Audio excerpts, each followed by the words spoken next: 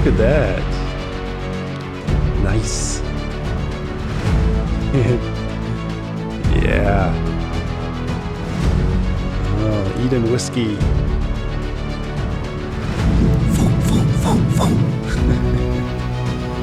Amazing. You know, I don't want to boast here, but I like my project. I'm a little bit excited about it. Really? So, welcome back to the second part of this video. We will see now the process of lighting and the post-production, and after that it's finished. And if you like the way this bottle is lit and you are a 3D artist and you would like to improve your own lighting process, I can recommend you the Advanced Light Maps. This is the product that I'm using in this video. I did not use any other light sources than the Advanced Light Maps. Very simple, they come in very handy like EXR files. You can use them with every single render engine. You just import it, put it on a plane, put an emission shader onto it, and it works. And it looks really, really magnificent. So if you want them, you can have them. Check out the link on Gumroad. So then I would say, let's get the video rolling. Please be so kind as to like the video and subscribe to my channel. Thank you for that, and yeah, enjoy the video. All right. Wow, that's cool. Cool.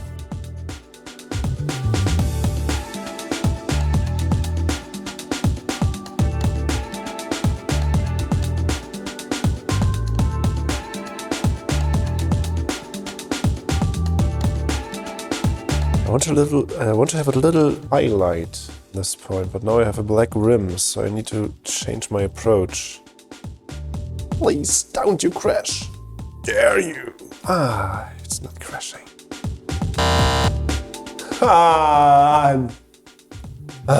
Crash. That's annoying.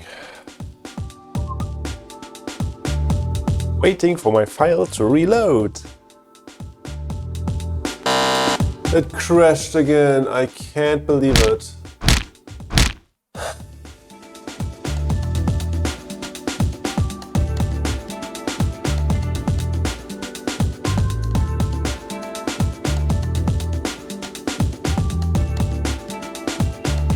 Alright guys, I had to skip the process of lighting because my computer was crashing like crazy, but I will show you the result now, and let's see what you say. I like it. Look at that. This is the result of about 2 hours of lighting, I would say. 2 hours. Yeah, I spent 2 hours setting up all these beautiful lights. Look at this. Oh gosh, this is crazy. It's completely unrealistic. I know, in reality you couldn't do this because all those lights are intersecting. Anyways, it works, and I think it looks quite okay. Let me at least show you what I did so you can understand the lights that I set up. So, starting with the background lighting, I created an extra group for these. It's always nice to have, it is actually necessary to have a nice glow inside your bottles. If you do beverage photography, virtual photography for beverages, I would always recommend you to create nice glows. And a glow is something that you get with a little soft spotlight behind the bottle. You can also work with reflectors. This is what you would do in reality in a photo studio. You would set up a metallic or a glossy reflector behind the bottle, and you would then throw a spotlight onto that reflector, and that spotlight would reflect through the bottle, and you would see the glow inside of your camera. In 3D it's a little bit easier. You can just take the spotlight and place it behind the bottle, and so you will light up the inner parts of the bottle. You will illuminate the liquid. And that is what I did. And I used a few lights for that. First, one spot that is lighting up the upper part, and then one light source for a little bit of like a strip light on the right side. Then I wanted to have a little bit more of an accent inside of this big spotlight, so I created a smaller one, which you can see there. It's this one, smaller, spotlight that is doing this. Then what have I here? Ah yeah, just a little bit of a detail over there. I placed another small hotspot over there, stretched it a little bit, and so I have this nice detail over there, and it's also refining the bulge or the edge on top of that bottle a little bit. And then I have the same big hotspot that I have over there also at the bottom of the bottle, and that is actually the whole glow inside of this bottle. It gives a nice dynamic, and yeah, quite happy with that. But that's not the whole story, of course. This is only the background lighting, so let's talk about the front lighting. We have a spot on the left side, quite a big one. I think it looks bigger than it is. The advanced light maps are designed in a way that the spotlight is in the middle and there is quite a lot of dark areas or quite a lot of dark meat around that. So if you increase the emission strength, then the light will spread towards the edges. It will grow, actually. That is why I think this light appears much bigger than it actually is. So yeah, this is a spot on the left side. Nice. I mean, look at this. It is really sweet. You have a very nice gradient. Yeah, very soft spot. It makes it looking very unique. All right. So we have a gradient on the right side. I love gradients. This is the elegant gradient from the advanced light maps. I modified it a little bit because I wanted to have a very hard edge here in this spot. And so what I did is, let me show this to you at this example. I would go into edit mode, I would insert an edge loop here, and I would just delete one side of the whole light. And you see this effect right there.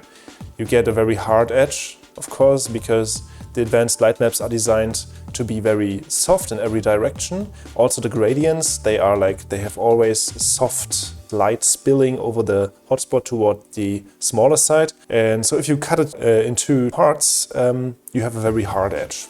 It works very well. And I wanted to have this hard edge on the right side.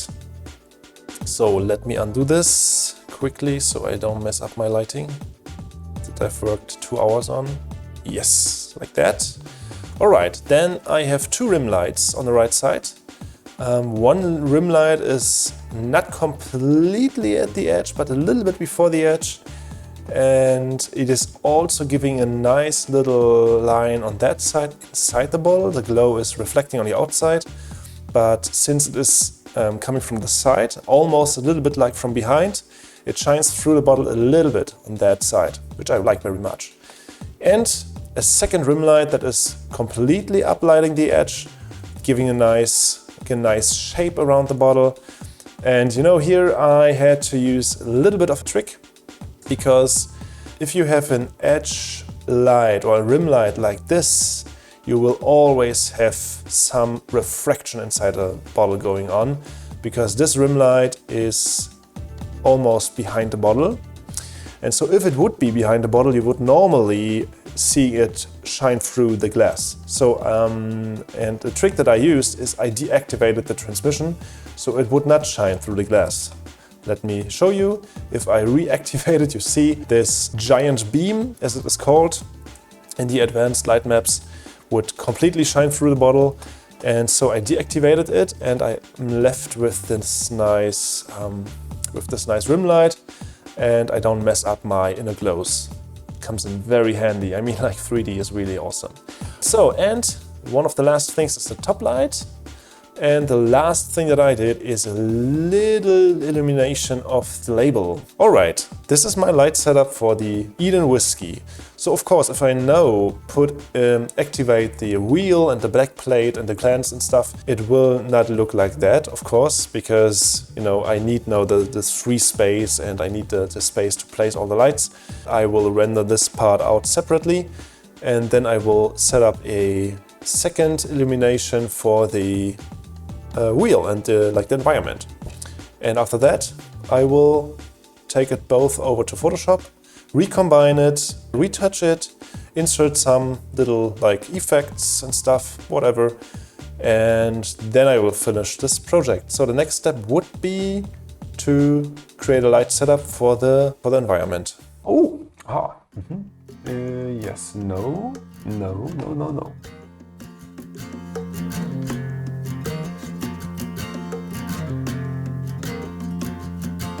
Oh, I definitely want that reflection in the X. Oh, nice shiny metal.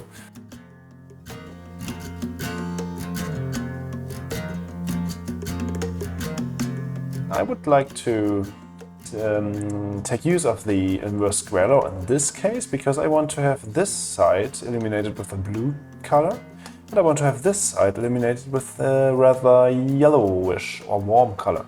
So if I place it nearby, I will have this advantage that because of the big fall off, the light will be much more intense at this point, and it will have a big fall off over to there, so there's almost no blue left for the right side. So the closer I move this light to the side, the more use I can take out of this effect.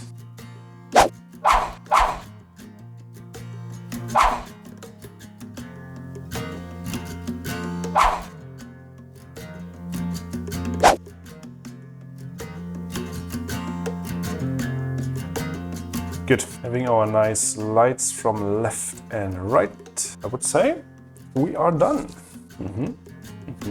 Let me crank them up even more, and let me reduce the other lights a little bit.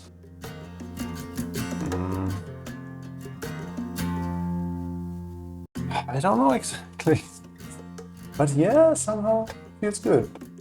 I would say I will now do the rendering, so I'll be back when the whole rendering stuff is done. So this is our result for now, without any post-production. I have a group set up with 3 layers in 32-bit. The whole document is in 32-bit.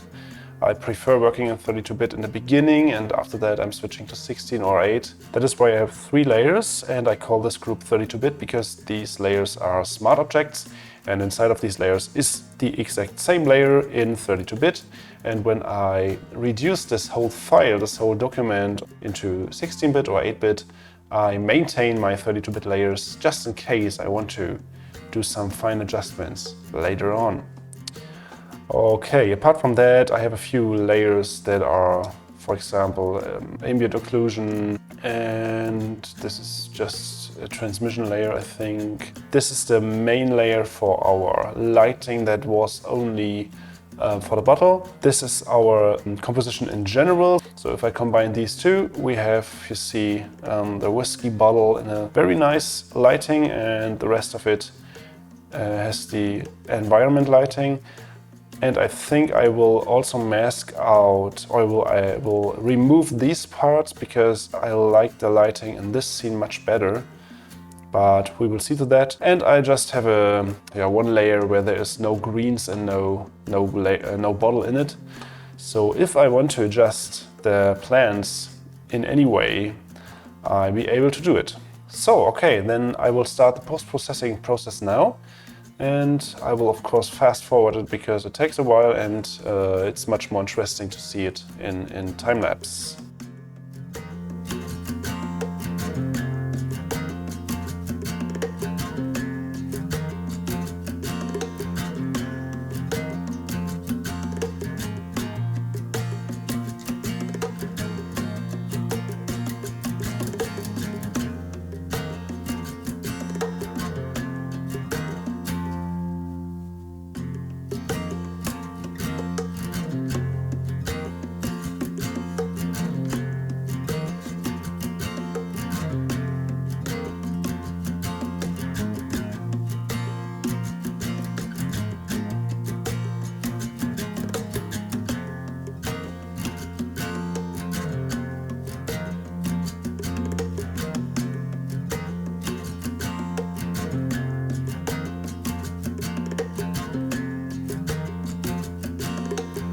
Sometimes you have this moment where you think, should I have done it differently? Like, should I have left out the background, the backplate, and the wheel and the axis? It looks quite beautiful, right? Look, this bottle in front of these plants and leaves. Maybe I will dim the whole background a little bit so the wood is not that visible. I don't know, but you know, I have this very often that I'm in post-production and then I blend something out like this and I think, whoa, would have been nice to do it simply only with the leaves and with the green stuff. Anyways, I decided to have this backplate in there, and so I gotta deal with it. But it drags a little bit too much attention towards the wood, I think, so I have to reduce it in a way.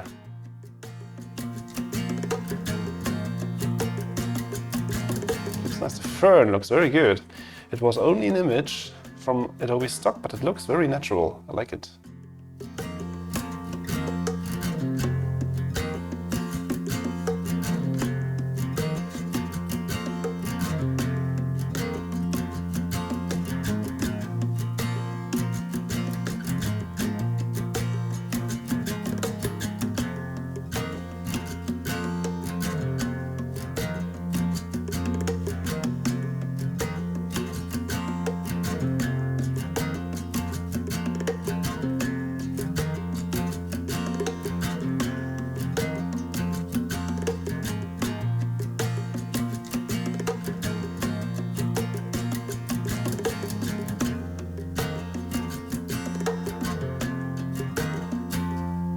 So, one thing I could do is I could darken down the leaves a little bit more, and then I could do an extra render for this, where I put an emission shader onto the bottle, so the light rays coming from the bottle would reflect in the leaves a little bit more, or a little bit at all. And so it would look more like the bottle is actually glowing, like actually emitting light, which is complete nonsense, of course, but it would sell the idea of this bottle being very precious and this liquid be very tasty. And I think I'm gonna do that as well. And there is not too much more to be done. I mean, you could correct the colors a little bit more. Good, so let's do the glowing stuff in the next step. Also some effects. Maybe I have some rays coming from the top. Putting some particles in there would also sell the idea a little bit more of this is like a scene or in, you know, a setup in a cave or like something like that. All right, let's go into it. And let's save it. Saving is also a very good idea in general.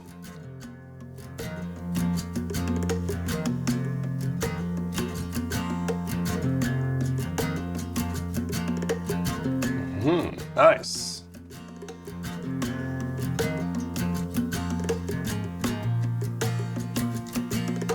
So here we go. Yeah, yeah. This is looking cool.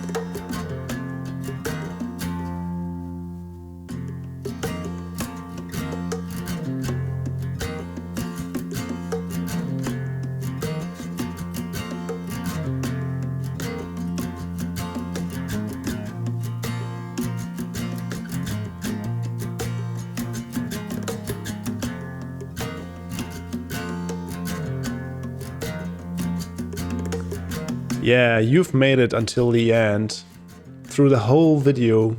Wow, amazing. Thank you for that. Thank you for your attention. And I hope you like the content.